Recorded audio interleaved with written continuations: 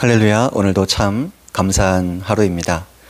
제가 있는 이곳과 여러분 계신 그곳에 오늘도 성령님의 친밀하심이, 성령님의 임재가 풍성하시기를 축복합니다. 오늘 성령님과 함께 시리즈를 지난 시간에 이어서 계속 좀 나누려고 합니다. 특별히 소소하게 성령님을 존중해드리는 삶의 기쁨을 우리가 얻고 누리면서 예수님 믿는 사람다운 자녀의 정체성, 자존감을 이렇게 세워주시는 은혜를 누리는 좋은 신앙훈련 방법에 대해 이야기를 했습니다. 그것이 바로 영성일기입니다.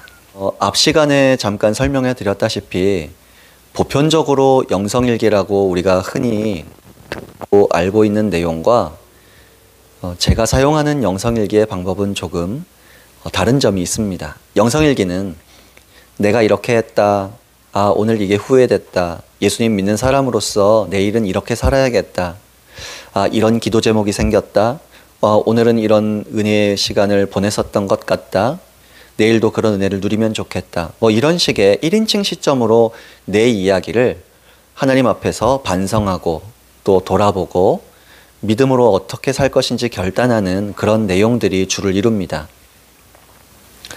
근데 제가 사용하는 영성일기란 성령님과 교제를 나누는 방법 가운데 하나예요. 노트로 성령님과 교제를 나누는 겁니다. 그러나 그것을 좀 이해하기 쉽게 또 혼동을 드리고 싶진 않아서 영성일기라고도 표현을 해요. 특별히 성령님을 존중해 드리는 훈련에 있어서 이 노트를 가지고 교제 나누고 사용하는 방식이 되게 많이 도움이 되거든요. 혹시 같은 감동과 또 동일한 도움이 필요하신 분들에게 유익하셨으면 좋겠습니다. 이 노트를 사용한 성령님과의 교제, 이 영성일기는 내용은 좀 그날 짧게 작성할 때도 있고 길게 작성할 때도 있는데요. 제가 사용하는 방식은 이제 성령님과 이제 서로 양방향으로 소통하듯이 이야기 나누듯이 기록을 하는 겁니다.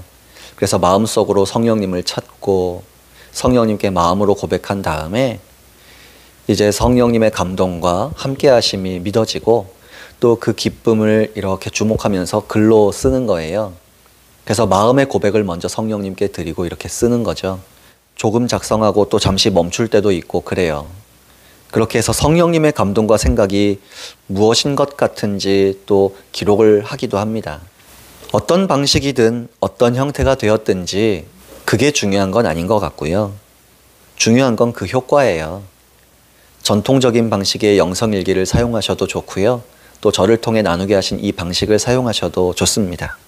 영성일기는요, 성삼위일체 하나님과 일상의 분주한 삶 속에서도 친밀하게 교제 나누고 동행하는 삶에 유익을 줍니다. 삶의 순간순간 우리의 삶에 어려움이 오면, 나를 힘들게 하는 사람의 목소리가 들려오면 우리의 생각이 내 안에 계신 성령님을 통해 동행하시는 예수님을 놓치거든요. 그런 부정적 감정, 불편한 상황들이 우리 삶 속에 종종 있는데 그럴 때마다 믿음으로 반응하도록 돕습니다. 성령님 함께 하신다는 그 인식에서 이 자존감이 이렇게 세워지면서 하나님 의식하는 삶이 잘 되어져요. 본격적으로 좀 영성일기 예문을 사례를 들어서 이렇게 순서대로 좀 소개해 드릴게요. 저 같은 경우는 첫 번째 인사를 먼저 씁니다. 첫 번째 인사 이렇게 쓰죠. 사랑하는 성령님 어서 오세요. 그 다음은 이제 감사의 고백을 종종 해요. 두 번째 감사, 성령님을 통해 아버지 하나님께서 사랑의 눈으로 저를 바라보고 계시니 감사합니다. 예수님, 제가 잘 못 느끼지만 그래도 진리는 생명 주신 큰 사랑이 강권하시니 감사드립니다. 성령님 함께 하시는 진리에 감사드립니다. 이렇게 표현을 종종 합니다. 세 번째, 교제와 대화입니다. 일상적인 걸 이야기를 하는 거예요. 감동 주신 부분, 하루의 추억들, 혹은 어제 있었는데 오늘 좀 나누고 싶은 부분들을 기록하는 거예요. 성령님, 오늘 말씀 읽는 가운데 몇 시간 동안 계속 생각나는 말씀이 있어요. 그래서 성령님의 음성이 아닐까 생각하면서 아까 성령님께 여쭤봤잖아요. 그때 제 마음에 잔잔한 기쁨이 이렇게 올라오더라고요. 또 주만 바라볼지라 찬양도 제 마음에 울려 퍼지기 시작했고요. 점점 성령님께서 저와 함께 하신다는 그 감동에 제가 감격이 되었어요. 그래서 감사드려요. 그 다음 네 번째 기도 제목을 또 씁니다. 내일도 참 제가 마음에 분주함이 생길 수밖에 없는 어려운 분들을 만납니다. 제 마음과 생각을 좀 붙잡아 주세요. 참 우리 성도님 이 가정 문제 있잖아요. 기억해 주시고 응답해 주세요. 오늘 더 부탁드리고 싶은 기도 제목도 있어요. 저희 형제님들 가운데 어려운 중에도 섬기려는 마음이 큰 것을 보면서 제가 너무 감동을 받았는데요. 재정의 복을 주시옵소서. 하나님 사랑하고 섬기는 삶에 그 형제님의 문제가 걸림돌이 되지 않도록 오늘도 용기를 주세요. 힘을 주세요. 인도해 주세요.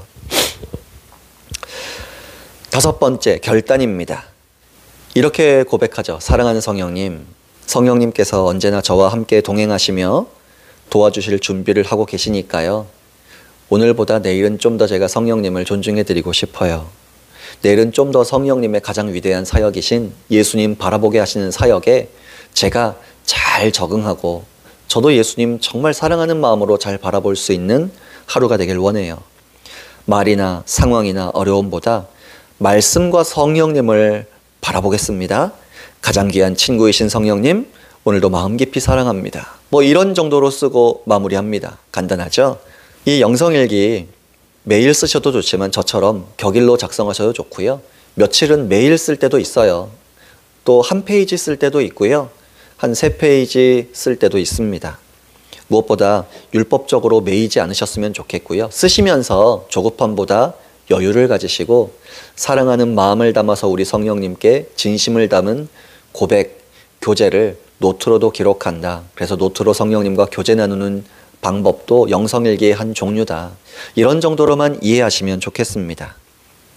여러분, 성령님을 존중해 드리고 싶으신 만큼 이 영성일기를 통해서도 그 은혜를 누리셨으면 좋겠습니다.